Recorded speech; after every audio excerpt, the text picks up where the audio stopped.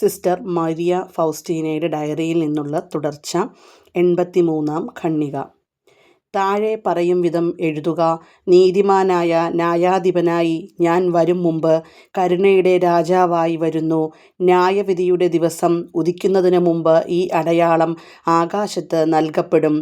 ആകാശം പ്രകാശരഹിതമാകുകയും വലിയ അന്ധകാരം ഭൂമുഖത്തെ ആവരണം ചെയ്യുകയും ചെയ്യും. അപ്പോൾ ആകാശത്ത് കുരിശടയാളം കാണപ്പെടും. രക്ഷകന്റെ കരങ്ങളും പാദങ്ങളും തറച്ച ആണിപ്പഴുതിലൂടെ വലിയ പ്രകാശരശ്മികൾ ഒരു നിശ്ചിത സമയത്തേക്ക് ഈ ഭൂമിയെ പ്രകാശിപ്പിക്കും. ഇത് അന്ത്യനാളിന് തൊട്ടു മുമ്പായി സംഭവിക്കും. 84-ാം ഖണ്ഡിക. ഓ ഈശോയുടെ ഹൃദയത്തിൽ നിന്ന് ഞങ്ങൾക്കു വേണ്ടി കാരുണ്യ സ്രോതസ്സായി ഒഴുകിയിറങ്ങിയ തിരുരക്തമേ, തിരുജലമേ, ഞാൻ അങ്ങയിൽ ശരണപ്പെടുന്നു. 85-ാം ഖണ്ഡിക. വെള്ളിയാഴ്ച വിശുദ്ധ കുർബാന സ്വീകരണത്തിന് ശേഷം ദൈവത്തിൻ്റെ സിംഹാസനത്തിൻ്റെ മുന്നിലേക്ക് എൻ്റെ ആത്മാവ് സംവഹിക്കപ്പെട്ടു. അവിടെ ബലവാന്മാരായ സ്വർഗീയ മാലാഖവൃന്ദങ്ങൾ നിരന്തരം ദൈവത്തെ പുകഴ്ത്തുന്നത് ഞാൻ കണ്ടു. സിംഹാസനത്തിന് അപ്പുറം സൃഷ്ടികൾക്ക് അപ്രാപ്യമായ ഒരു പ്രകാശം കണ്ടു. അവിടെ മാംസം ധരിച്ച വചനം മാത്രം മധ്യസ്ഥനായി പ്രവേശിക്കുന്നു. ഈശോ ഈ പ്രകാശത്തിലേക്ക് പ്രവേശിച്ച സമയത്ത് ഞാൻ ഇപ്രകാരം കേട്ടു: നീ എന്ത് കേൾക്കുന്നുവോ അത് ഉടൻ തന്നെ എഴുതുക. ഞാൻ എൻ്റെ സത്തയിൽ തന്നെ സർവാധിപനാണ്, നിയമങ്ങൾക്കും ആവശ്യങ്ങൾക്കും അതീതൻ. ഞാൻ സൃഷ്ടികളെ അസ്തിത്വത്തിലേക്ക് വിളിക്കുന്നെങ്കിൽ അത് എൻ്റെ കരുണയുടെ ആധിക്യം കൊണ്ടാണ്. ഉടൻ തന്നെ ഞാൻ ചാപ്പലിൽ ആദ്യത്തെ പോലെ മുട്ടുകുത്തി നിൽക്കുന്നതായി കാണപ്പെട്ടു.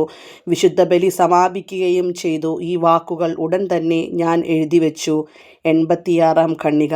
ഒരിക്കൽ എൻ്റെ കുമ്പസാരക്കാരനിലൂടെ ഫാദർ സൊപേഷ്കോ ആയിരിക്കാം ദൈവം നിർവഹിക്കുന്ന ഈ ദൗത്യത്തിനായി എത്രമാത്രം അദ്ദേഹം സഹിക്കേണ്ടി വരുമെന്ന് ഞാൻ മനസ്സിലാക്കി. അത് കണ്ടപ്പോൾ ഞാനൊരു നിമിഷം ഭയപ്പെട്ടു പോയി. ഞാൻ കർത്താവിനോട് പറഞ്ഞു: ഈശോയെ, ഇത് അങ്ങയുടെ കാരുണ്യമാണല്ലോ.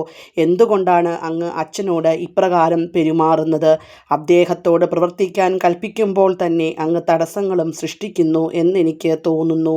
എഴുതുക. രാവും പകലും എൻ്റെ കണ്ണുകൾ അവനിൽ ഉറപ്പിച്ചിരിക്കുന്നു. അവൻ്റെ യോഗ്യത കൂട്ടാനാണ് ഈ പ്രതികൂലങ്ങൾ അനുവദിച്ചിരിക്കുന്നത്. നല്ല ഫലങ്ങൾക്കല്ല, മറിച്ച് എന്നെ പ്രതിയുള്ള ക്ഷമയ്ക്കും കഠിനാധ്വാനത്തിനുമാണ് ഞാൻ പ്രതിഫലം നൽകുന്നത്.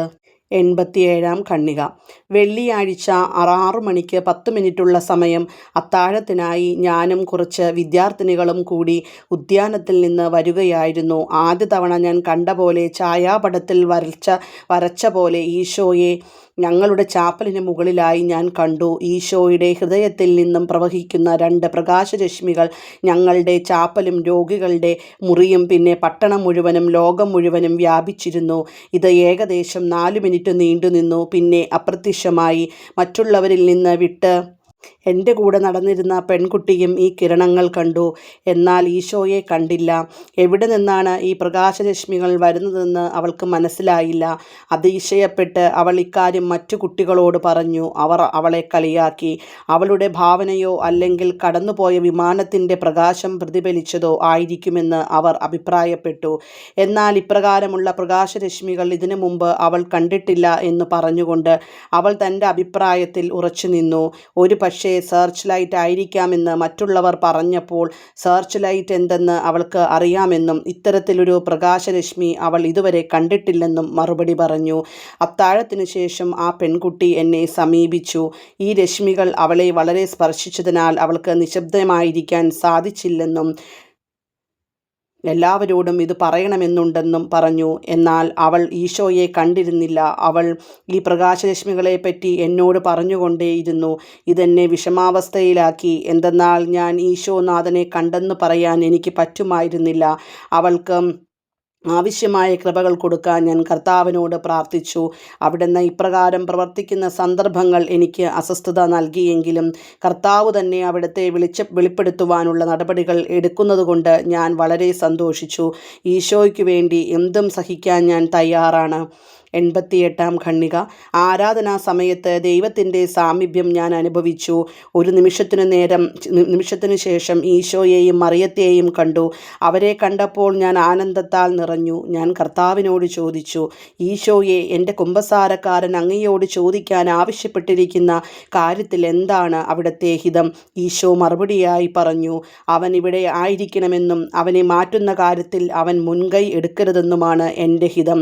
മിശിഹ കരുണയുടെ രാജാവെന്ന അടിക്കുറിപ്പ് രേഖപ്പെടുത്തട്ടെ എന്ന് ആരാഞ്ഞപ്പോൾ അവിടുന്ന് പറഞ്ഞു, ഞാൻ കരുണയുടെ രാജാവാണ്, എന്നാൽ മിശിഹ എന്ന പദം ഉപയോഗിച്ചില്ല. ഈസ്റ്റർ കഴിഞ്ഞു വരുന്ന ആദ്യത്തെ ഞായറാഴ്ച ഈ ചിത്രം പരസ്യമായി പ്രദർശിപ്പിക്കണമെന്ന് ഞാൻ ആഗ്രഹിക്കുന്നു. ആ ഞായർ കരുണയുടെ തിരുനാളായിരിക്കണം. മാംസം ധരിച്ച വചനത്തിലൂടെയാണ് എൻ്റെ അത്യഗാധമായ കരുണയുടെ ആഴത്തെ ഞാൻ വെളിപ്പെടുത്തുന്നത്.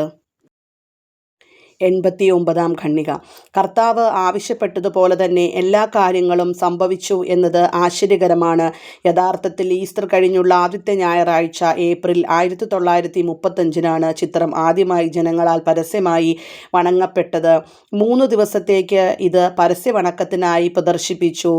ഓസ്ട്രാബ്രാമയിൽ വില്നൂസ് നഗരത്തിൻ്റെ ഈസ്റ്റേൺ ഗേറ്റിന് മുകളിൽ മാതാവിൻ്റെ ഷ്രൈനിൻ്റെ ജനാലയുടെ മുകൾ ഭാഗത്തായി പടം സ്ഥാപിച്ചിരുന്നതുകൊണ്ട് വളരെ അകലെ നിന്നുതന്നെ ഈ പടം ജനങ്ങൾക്ക് കാണാൻ സാധിച്ചിരുന്നു. ഓസ്ട്രാബ്രാമയിൽ ഈ മൂന്ന് ദിവസവും നമ്മുടെ രക്ഷകൻ്റെ പീഡാസഹനത്തിൻ്റെ 1900 വർഷം പിന്നിട്ടതിൻ്റെ ഓർമ്മയ്ക്കായി ലോകരക്ഷയുടെ ജൂബിലി ആഘോഷിക്കുകയായിരുന്നു. കർത്താവ് ആവശ്യപ്പെട്ട കരുണയുടെ പ്രവർത്തനം രക്ഷാകർമ്മത്തിൻ്റെ പ്രവർത്തനവുമായി ബന്ധപ്പെട്ടിരിക്കുന്നു എന്ന് ഞാൻ ഇപ്പോൾ മനസ്സിലാക്കുന്നു. 90 ഖണ്ഡിക. ഒരു ദിവസം എൻ്റെ കുമ്പസാരക്കാരൻ എത്രമാത്രം സഹിക്കണമെന്ന് ഞാൻ ആന്തരികമായി മനസ്സിലാക്കി. സുഹൃത്തുക്കൾ അങ്ങയെ ഉപേക്ഷിച്ച് പോകും, എല്ലാവരും അങ്ങേക്കെതിരാകും, അങ്ങയുടെ ശാരീരിക ശക്തി ക്ഷയിക്കും. സഹനത്തിൻ്റെ ചക്കിലേക്ക് കർത്താവ് തിരഞ്ഞെടുത്തെറിഞ്ഞ ഒരു മുന്തിരിക്കുല പോലെയാണ് അങ്ങെന്ന് ഞാൻ കണ്ടു. അച്ഛാ, ഈ പ്രവൃത്തികളെപ്പറ്റിയും എന്നെപ്പറ്റിയുമുള്ള സംശയങ്ങളാൽ അങ്ങയുടെ ആത്മാവ് പലപ്പോഴും അസ്വസ്ഥമാകും. ദൈവം തന്നെ അദ്ദേഹത്തിന് എതിരാകുന്നത് പോലെ എനിക്ക് തോന്നി. അവിടുന്ന് ചെയ്യാൻ ആവശ്യപ്പെടുന്ന കാര്യങ്ങൾക്ക് ദൈവം തന്നെ അദ്ദേഹത്തിന് മാർഗതടസ്സം വരുത്തുന്നത് ഞാൻ കണ്ടു. അദ്ദേഹത്തോട് ഇപ്രകാരം പ്രവർത്തിക്കുന്നത് എന്തുകൊണ്ടാണെന്ന് ഞാൻ ചോദിച്ചു. കർത്താവ് പറഞ്ഞു, ഈ പ്രവൃത്തി എൻ്റേതാണെന്ന് സാക്ഷ്യപ്പെടുത്താനാണ് ഞാൻ ഇപ്രകാരം പ്രവർത്തിക്കുന്നത്. ഒന്നിനെയും ഭയപ്പെടേണ്ട എന്ന് അവനോട് പറയുക. രാവും പകലും എൻ്റെ കടാക്ഷം അവൻ്റെ മേലുണ്ട്. ഈ പ്രവൃത്തി കൊണ്ട് രക്ഷ പ്രാപിക്കുന്ന ആത്മാക്കളുടെ എണ്ണമനുസരിച്ചുള്ള കിരീടങ്ങൾ കൊണ്ട് അവൻ്റെ കിരീടം രൂപപ്പെടുത്തും. ഒരു പ്രവൃത്തിയുടെ വിജയത്തിനല്ല, അതിനുവേണ്ടിയുള്ള സഹനത്തിലാണ് ഞാൻ പ്രതിഫലം നൽകുക. 91 ഖണ്ഡിക. ഓ എൻ്റെ ഈശോയെ, ഞാൻ സഹിക്കുന്ന പീഡനങ്ങളെ അങ്ങ് മാത്രം അറിയുന്നു. അങ്ങയുടെ കൽപ്പനകൾ അനുസരിക്കുന്നതുകൊണ്ടും അങ്ങയോട് വിശ്വസ്തത പുലർത്തുന്നതുകൊണ്ടും മാത്രമാണ് ഇത്. അങ്ങ് എൻ്റെ ശക്തിയാകുന്നു. അങ്ങ് ആവശ്യപ്പെടുന്നത് എപ്പോഴും വിശ്വസ്തയോടെ നിറവേറ്റാൻ എന്നെ സഹായിക്കണമേ. തനിയെ ഒന്നും ചെയ്യാൻ ഞാൻ ശക്തയല്ല, എന്നാൽ അങ്ങ് എന്നെ സഹായിക്കുമ്പോൾ എല്ലാ പ്രയാസങ്ങളും എനിക്ക് നിസ്സാരങ്ങളാണ്. ഓ എൻ്റെ കർത്താവേ, എൻ്റെ ആത്മാവിന് അങ്ങയെ അനുഭവിക്കാനുള്ള കൃപ ലഭിച്ചപ്പോൾ മുതൽ എൻ്റെ ജീവിതം നിരന്തരമായ കഠിനയത്നമാണ്. അതിൻ്റെ തീവ്രത കൂടിക്കൊണ്ടേയിരിക്കുന്നു. എല്ലാ പ്രഭാതത്തിലും ധ്യാന സമയത്ത് ദിവസം മുഴുവനുമുള്ള ഈ കഠിന യത്നത്തിനായി ഞാൻ എന്നെ ഒരുക്കുന്നു. വിശുദ്ധ കുർബാന സ്വീകരണം എൻ്റെ വിജയം എനിക്ക് ഉറപ്പ് നൽകുന്നു. അങ്ങനെയാണു താനും. വിശുദ്ധ കുർബാന സ്വീകരിക്കാത്ത ദിനങ്ങളെ ഞാൻ ഭയപ്പെടുന്നു. എൻ്റെ ദൗത്യ നിർവഹണത്തിന് വേണ്ട ശക്തിയും കർത്താവ് എന്നെ ആവശ്യപ്പെടുന്നത് ചെയ്യാൻ വേണ്ട ധൈര്യവും ശക്തിദായകമായ ഈ അപ്പം എനിക്ക് നൽകുന്നു. എന്നിലുള്ള ധൈര്യവും ശക്തിയും എൻ്റേതല്ല, പിന്നെയോ ദിവ്യകാരുണ്യത്തിലൂടെ എന്നിൽ വസിക്കുന്നവൻ്റേതാണ്. ഓ എൻ്റെ ഈശോയെ, തെറ്റിദ്ധാരണകൾ വളരെയാണ്. ദിവ്യകാരുണ്യമില്ലായിരുന്നെങ്കിൽ അങ്ങ് കാണിച്ചു തരുന്ന വഴികളിലൂടെ മുന്നേറാൻ ഞാൻ ധൈര്യപ്പെടുമായിരുന്നില്ല. 92 ഖണ്ഡിക. എളിമപ്പെടുത്തൽ എൻ്റെ അന്നേ അപ്പമാണ്. മണവാളൻ്റെ എല്ലാ കാര്യത്തിലും മണവാട്ടി പങ്കുചേരേണ്ടിയിരിക്കുന്നു എന്ന് ഞാൻ അറിയുന്നു. അതിനാൽ പരിഹാസത്തിൻ്റെ അവിടുത്തെ പുറംകുപ്പായം എന്നെയും പൊതിയേണ്ടിയിരിക്കുന്നു. അധികമായി സഹിക്കേണ്ടി വരുമ്പോൾ നിശബ്ദമായിരിക്കാൻ ഞാൻ ശ്രമിക്കുന്നു. അത്തരം സന്ദർഭങ്ങളിൽ എന്നെ നീതീകരിക്കാൻ വെമ്പൽ കൊള്ളുന്ന എൻ്റെ നാവിനെ ഞാൻ വിശ്വസിക്കുന്നില്ല. ഈ അനുഗ്രഹങ്ങളും ദാനങ്ങളും എനിക്ക് തന്ന ദൈവത്തെ സ്തുതിക്കാൻ എന്നെ സഹായിക്കേണ്ട കടമയാണ് അതിനുള്ളത്. ദിവ്യകാരുണ്യത്തിൽ ഈശോയെ ഞാൻ സ്വീകരിക്കുമ്പോൾ എൻ്റെ നാവ് മൂലം എൻ്റെ ദൈവത്തെയോ എൻ്റെ സഹോദരങ്ങളെയോ വേദനിപ്പിക്കാതിരിക്കാൻ എൻ്റെ നാവിനെ സൗഖ്യപ്പെടുത്തണമെന്ന് ഞാൻ തീക്ഷ്ണമായി പ്രാർത്ഥിക്കുന്നു. എൻ്റെ നാവ് നിരന്തരം ദൈവസ്തുതികൾ ആലപിക്കണമെന്നാണ് എൻ്റെ ആഗ്രഹം. നാവ് ചെയ്യുന്ന ദ്രോഹം എത്ര വലുതാണ്! നാവ് നിയന്ത്രിച്ചില്ലെങ്കിൽ ആത്മാവിന് വിശുദ്ധി പ്രാപിക്കാൻ സാധ്യമല്ല.